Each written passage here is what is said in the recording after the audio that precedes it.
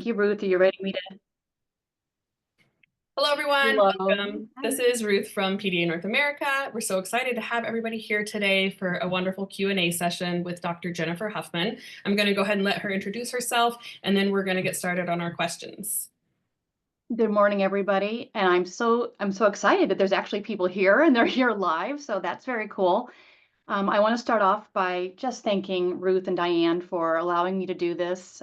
This has kind of been my coming out year. I've been slowly doing some different things because I tend to be quite shy myself, and I'm also a PDA'er. So unless it was something I could envision and it was definitely my area of interest and I could info dump about it, then that's what's made it possible for me to be here today. I did write a book. I am a neuropsychologist by trade, just so you know. So I can just assure you some of the questions that I saw today, my mom could have written those questions. She would have said she never cracked open a book. How is she ever going to go to college? I literally almost failed out of school a couple different times. So just know that this is something that I talk about from lived experience. I don't have all the answers. I have some of the answers that have worked for some people, but everyone is unique and everyone is different. So my goal is to guide you in the direction I would want you to be looking for. And I have some general themes that I saw in those questions. And then I know Ruth will kind of give us a little more specifics. I will do my best to answer them. We may go a little bit over time if needed, and people are welcome to contact me if they'd like to. Obviously, I am a neuropsychologist, but I'm not giving you clinical advice. I'm doing my best to kind of look at this, not knowing your child, not knowing you, and just giving you some general advice that I might want you to look into to see if that would work for you. I did write a book. It ended up actually being into two books. So one is the full book, Unlocking the Power of the PDA Brain, and the one is the briefer book, so that was more economically viable for individuals, completely done on my own, self-published. So it's not perfect, but it is my information out into the world in the best way that I can do it. So I am so excited everyone's here, and why don't we jump in and look at some Great. questions. Awesome. And I will say, I really appreciate everyone that if you're here and you submitted a question, people are being very detailed on their questions, which is amazing. And Dr. Huffman does see them in advance. So I'm going to kind of boil some of them down a little bit so we can get through more on the Q&A. So our first one is someone that has a 19-year-old child that's dropped out of school, was very well achieving in school, and is now looking to attend college. She's taken quite a hit to her confidence because she's unable to function in the traditional academic settings. She thrived in Montessori school and elementary, but we're wondering if there's things that we can do ahead of time to prepare her for the inevitable overwhelm and discomfort that she's going to feel. This is a kid that desperately wants to be normal and wants to have friends, but she often has a hard time pushing through her nervous system reactions. I think that's a great question, and it really made me think about the themes I would want everyone to think about, regardless of the question that was asked. Even if you didn't ask a question, but you have one kind of burning in your mind, and that is the thing that does impact a PDA brain is safety. And so the first thing I would, no matter where this person's going to go, so now even a 19-year-old going off to college, I want to know who's their safe person, where is their safe place. And that safe person may be you. And if that's you and you're not right next to them in college, how do they connect with you? How do you remain in contact with them? So safe person, safe place. The next is their area of interest. So obviously we know in college, they're not going to be able to do everything that they want to do because they're going to start off doing some more of the background general stuff. But helping them to see that bigger picture of you're doing the things you want to do, that autonomy actually will make a difference. And that it brings me to autonomy. So that autonomy of making those choices, being the one to be able to lead that. We can never, as a PDA'er, as a parent of a PDA'er, and I'm really the daughter of a PDA'er as well, my mother would confess, we cannot get ahead of a PDA'er. We have to let them lead us, but we can be next to them and make sure that we can guide them. In the case of college, accommodations are going to be essential. And the accommodations there may be sensory accommodations. They may need separate dorm accommodations so that they can be in an individual room. It may be that they need access to food at different times so that they have autonomy when they want to eat and about the things they want to eat. They may need extra time. So all of those things that we look at from an accommodation standpoint, they may need those. Every time I work with a PDA'er, Each year is different when it comes to school. There are some environments where they thrive, there are some where they survive, and there's some that become toxic. So what happens is it's the environmental fit. So I don't want us to assume that because she's done well, she won't do well in this situation, but we can't predict everything that's going to happen. So we just have to keep that line of communication open with all those safe people, make sure there's supports around her, hope for the best, but be prepared for every support to be needed as much as possible, because that failure to launch is a real issue with PDA'ers in particular. Yeah, absolutely. The next question, and it kind of plays into that answer as well, was how can a PDA'er who's always struggled with turning in assignments, keeping up grades, be successful in college? So I actually thought my mom may have written that question. So I guess it was not my mom, but I will tell you what, I could not study. I had no interest until I got to community college. So I talk a little bit about this in the book that I wrote, and I think there's probably some things online that I've written about my background, so I won't go much into that. But it is all about environment. And when somebody's in a public school or private school, those they don't always have the freedom to make those choices. And they're often really being compared to other peers that may not really think like them, socialize like them, or have the same autonomy needs. So even though in that place, the way that they had control was to not do their homework, that does not mean that's what's going to happen in college, but I would still provide supports. The likelihood that a PDA'er has attention issues, substantial executive functioning challenges, learning differences, social differences, all of those are there. And most of the time, it's all of them combined that come out in different ways. So the way I would want to support them is by making sure the same things we said before: safe person, safe place, autonomy, but also what are those accommodations they may need. I prefer to have students connect with the disability resource department before they get in, because if they get in and then they start to fail, it usually becomes one, high stress, and two, often we can't really fix it before they actually do fail in that semester. So being really proactive in this way is really very important. Absolutely. We also, just to some of that data or some of those things you just talked about, the ability to not focus and executive functioning challenges. We're actually working on a survey at PDA North America right now with PDA adults and PDA children, and we're seeing so much of that show up in the data. I'm glad you mentioned that. Yes, if anyone has not done that, please do that survey. It's so important to get that information. Yes, I'm going to drop it in the chat here. So if you haven't done it, and if you have multiple children that are PDA'ers, you can fill one out for each. If you are a PDA yourself, also a parent, you can fill it out as a parent, and you can fill it out as a PDA'er. So there are options. Okay. And Ruth, I just sent you via email one of the ones that's got the kind of what I see for the PDA brain. Yeah. If you have a chance to pull that up. Drop that in here. Okay. Thank you. Absolutely. Let's see here. And I can answer the next question while you're doing that. I just wanted to make sure we saw that. Okay, great. All right. So the next question was, I've met some people here. I have a 13-year-old daughter. My question is, have you ever seen a PDA a kid's PDA interfere with their cognitive development? My daughter's always had extremely low frustration tolerance, never been able to be alone. So she's never felt comfortable with the aloneness of reading, for example. And when confronted with a challenge, she kind of checks out. Okay. I really haven't seen a PDA that doesn't have cognitive differences. And the best way I describe having PDA is, many people talk about with dyslexia, how they can think outside the box. I literally cannot think inside the box. I cannot think the same way that others do. So I have to do all the workarounds. And testing for a living, so I test individuals with PDA across the lifespan, as young as 2, as old as I've had individuals in their 70s that have said, this is probably true for their profile. There are cognitive differences in attention, differences in sequencing is a big one, not holding information in working memory capacity in the same way. And then in addition to those, often there's learning differences. And then, yes, the brain gets shut down a lot. So we have really bright PDA individuals whose brain gets sabotaged by a trauma mode that we go into very, very easily. So it really is a nervous system disability.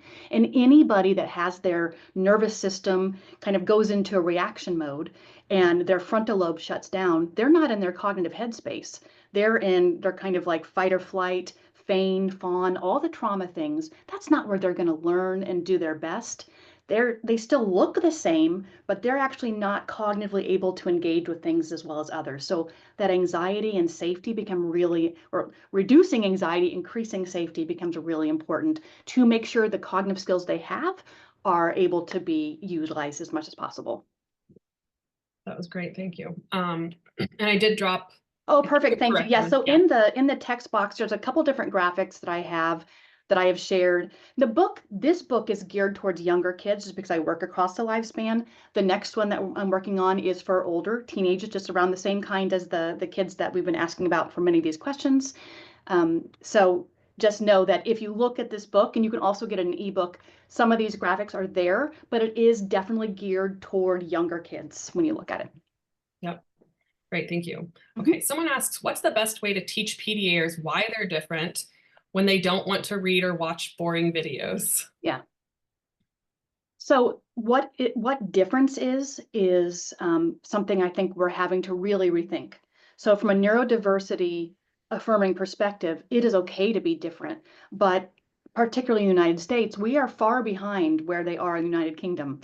Usually I'd say about 12 to 15 years is what my estimate is. So we still have this very pathologizing view of what it means to be autistic.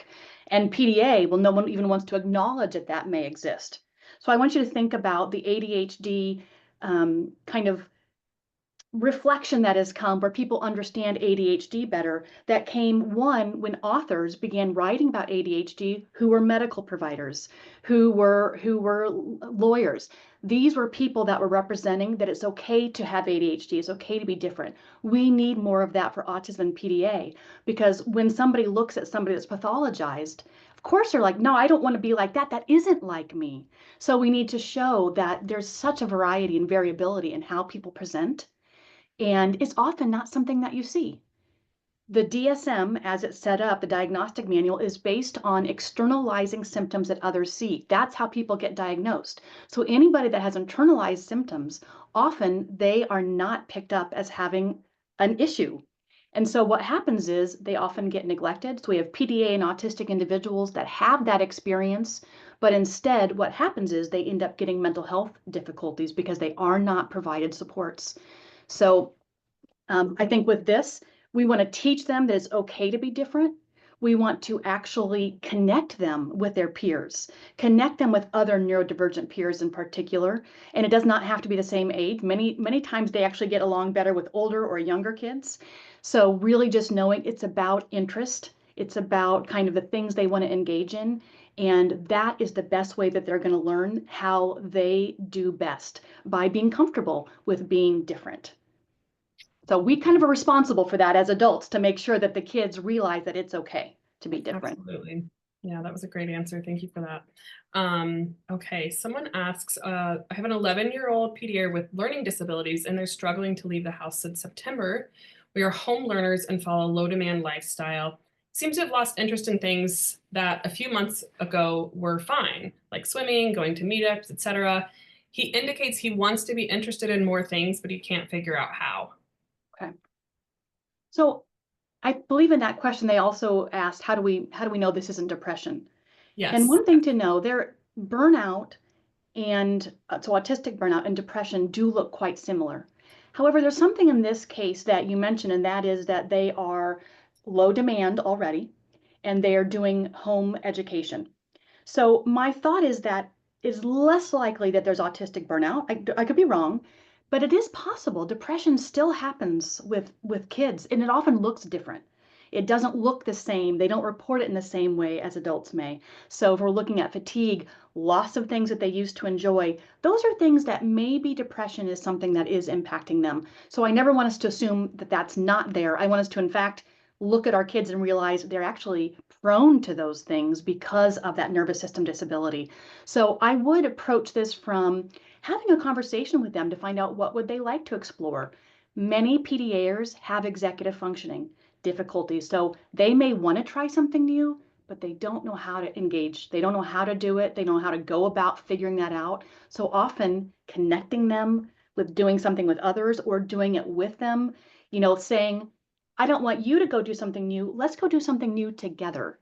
and the two of you go out and do something. That would do a couple things. One, if there is some depression, it gets them active again. But two, you really are there to help with that executive functioning support to get from the point of I want to do something to the actual action of we are doing something, which can be tricky. Yeah. That's great. Thank you. Okay. What is the best way to get my son, who is 14, to understand that he is the dynamite in a conversation? After a meltdown in which my very bright son can sound like a lawyer and sometimes fib to make his point, he's generally bewildered as to something that went wrong. His question is, what did I do? My husband and I are beginning to process of debriefing with him when he's calm the next day. However, he cannot see another point of view except his own. We would like for him to build the crucial social skill of taking responsibility for his words and to gain the desire to understand another point of view. So communicating with a PDA'er is tricky. I will say when I heard that question, I'm thinking, well, dynamite does require a spark from something. And so sometimes it's nothing that I think we as a parent or the PDA'er is setting out to do. But there are very subtle things that can impact how somebody interacts. And many times it's lots of subtleties. So one thing I would say about a lot of PDA'ers, they're actually hypersensitive to how someone is feeling. And so when someone's having a conversation, we may think that we are keeping ourselves calm, but it's very possible that we are showing that we're not calm in where our body's located. Maybe we're showing we're not calm in the way we're clenching something. So I just want to be really cautious about how we approach any argumentative thing like that, because it's really, we have to use a trauma-informed approach. If the child is dysregulated in that moment, if you even just match it, but don't go over it, that's still too much. It's really trying to stay calm, not be reactive to how they're responding, and understand in that moment, they definitely will not be able to see another perspective. The perspective change comes maybe later on. And I do like that you did wait until another day to have that conversation. I love that, because we never want to have a conversation when they're dysregulated, because that becomes noise and it just overstimulates them more. But having a conversation in that moment, if you realize they're still not hearing perspective, and I think you said they're 14, 14 is still young yet. So I think you're going to see that they will learn perspective taking more as they get older, but they may pick that up in other ways. They may not pick that up in interactions with you and hearing you describe that from them. They may pick that up in shows that they watch. So I think just kind of be flexible about how they are taking on that perspective, but understand a lot of times, not only is there maybe some things that we're doing in that moment that do spark that or increase that dysregulation or that kind of that interaction. And trust me, that happens in my home too. Sometimes it's also a difference in the parenting style. In homes, there's often a safe person and a less safe person. That does not mean that person is not safe, but the child often pulls to one and is a little more agitated with another. So that's another thing to do, is to try to figure out, okay, in that case, maybe we divide and conquer and we don't have both of us there, because that might be intimidating to that child, and figure out if one of us has that conversation instead of the other, do we get a better outcome? There we go. That was a great response, and I feel like applies in my family a lot as well. Easier said than done, I know, but I know. Okay, someone that has a 13-year-old son that's a PDA or ADHD, and the person who submitted this also is undiagnosed but suspects that they are an ADHDer themselves. The child is quick to be vocal with words with swearing and derogatory words that elicit responses from school staff. The school is doing their best to follow his IEP, which is mostly centered around attendance because he's truant, and his behavior. He can get up from class and walk to a destination room, yet he ignores instructions from any staff. He has staff that follow him in the halls to keep everyone safe, which is very triggering. I've communicated with the school information from PDA North America, yet the patience is thin here, also at home, and dad cannot tolerate rude reactions. I've asked dad to notice more of his tone is escalating the son and not helping, to which dad reacts as if he may be PDA as well. I'm not certain how to best help us. I accommodate my son's request to visit friends because social is an interest for him. I'm also struggling with the boundaries that I need to keep for myself in a space where boundaries are seen as demands. in this question, it really struck me that last statement that somebody said they're struggling with keeping those boundaries themselves. It is really hard as the parent of a PDA'er. And I just want you to know the things that are important to you. It's really vital that you keep some of that in your life. The number of parents that I work with when I'm working with their kids that feel isolated, that their marriages are falling apart, that they feel like they can't leave the home, it's really bad. The PDA Society has some great support groups that I think I would want people to be connected. So just like we want the kids to have a safe person, safe place, in this case, I need you to also have a safe person and safe place, because like they say, you've got to have that oxygen mask on yourself in order to provide that regulation that may be needed in the home. And this question to me kind of mirrors a little bit the question just before this, where there's two different interaction styles. So it's tricky. I will say in each home, when there's a PDA'er, I believe not only does the PDA'er need support, I believe that the family needs support, and sometimes the couple separately needs support, because it creates so much division. And again, it's nobody's fault. This is just the way the interaction is happening. It happened in my home when I was younger. It's happening in my home now with PDA'ers. It's just a matter of figuring out what's right for you, but finding supports is going to be pivotal so that it doesn't tear apart your family. No, absolutely. Thank you. Um, okay. How do we address PDA in the school system when it's not recognized on the DSM and therefore not accepted within a review of psychological evaluation that's been conducted in the US right now? How is PDA different from ODD? Is PDA a distinct entity or a manifestation of autism? Okay. So Elizabeth Newsom, is it Newsom or Newson? Newsom. Okay. So initially in the UK, identified it as a subset of autism because she was working in an autism clinic and there were individuals that did not respond in the same way. So they were very demand avoidant, lots of meltdowns. Now, working with autistic individuals and being a PDA autistic, meltdowns are part of what we'll see with autism. But this is a little bit different. So there is a much wider emphasis on nervous system disability, I believe, in PDA. Now, in terms of, is it just autism? Again, for years now, and this was even prior to COVID, so this would be 2020, I have been working with PDA like children, even though it wasn't really kind of something that was accepted here. I've actually been involved with the UK more than I have been the US just because of how advanced they've been. So I will tell you, I see a very similar profile in kids that are twice exceptional, which means they are both gifted plus have a disability. Now, sometimes that is actually autism itself, gifted plus that disability is autism.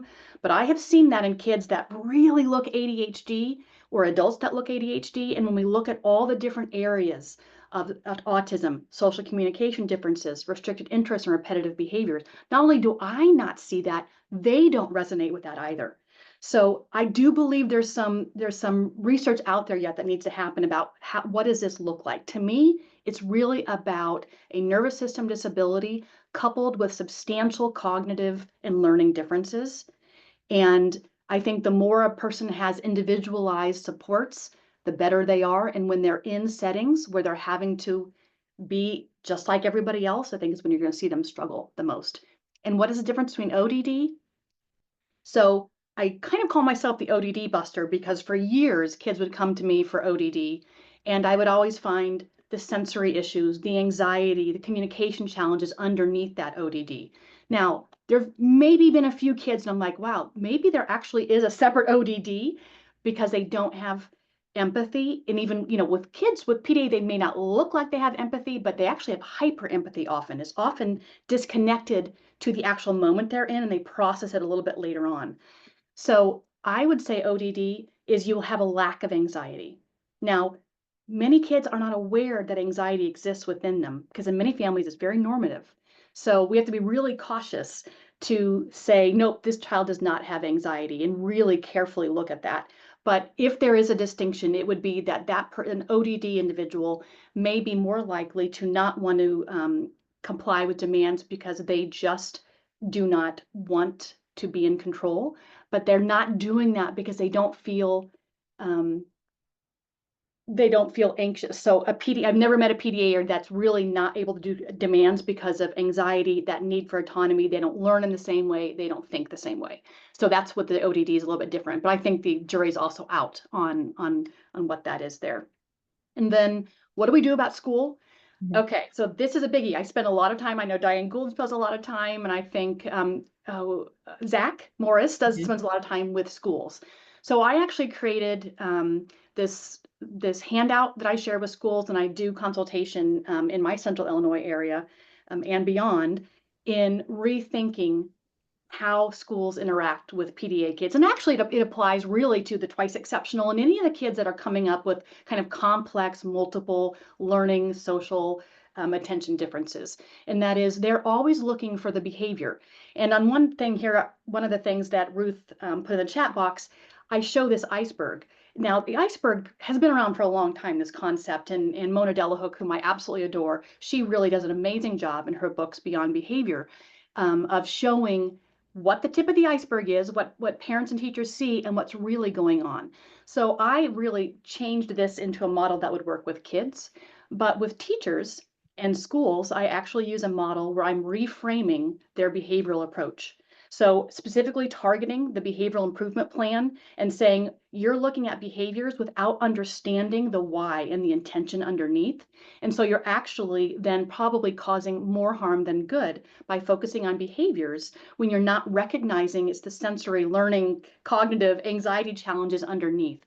So it's really helping the schools to identify those things. And I've actually had some schools that have been really successful and motivated in having consultation and having presentations and working through this. I've had a couple that have bought the book and are really trying to work through this with their students. So it is okay for schools, and it really is an expectation, I believe.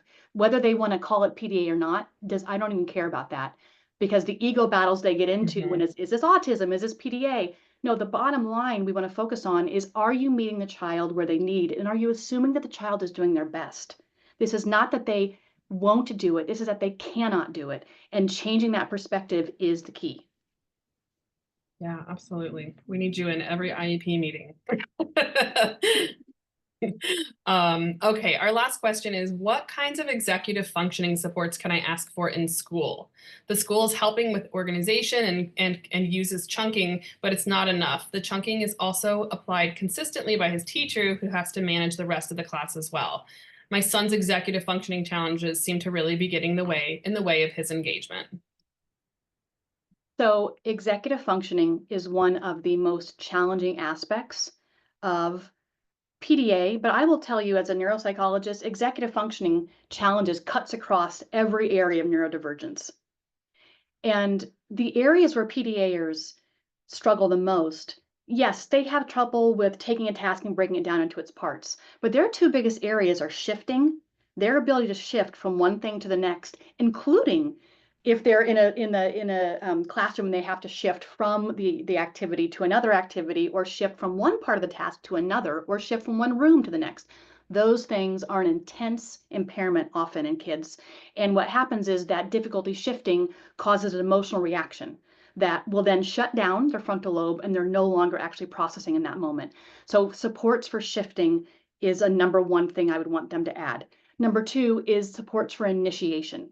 So often the kids know what they want to do. And the best way I would describe this is, if anyone's familiar with dyspraxia. So dyspraxia is the concept of, we have the idea of what we want in our brain, we cannot execute it. This is very much the feeling of having PDA. It's like, you know what it is, you know what you want to do, but you cannot come up with the words or the movement or the actions to execute it. And so having somebody do a subtle prompt between where we are and where we want to go is really helpful. But it has to be a prompt that they are prepared for and that they also want to have. I don't want a teacher saying, hey, Johnny, get up.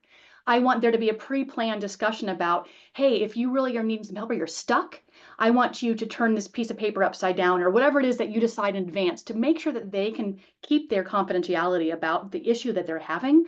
But this then makes it safe in this environment for them to have that struggle, because often these are the kids that will just sit there and zone out because they don't know how to shift and then engage in the next thing that's happening.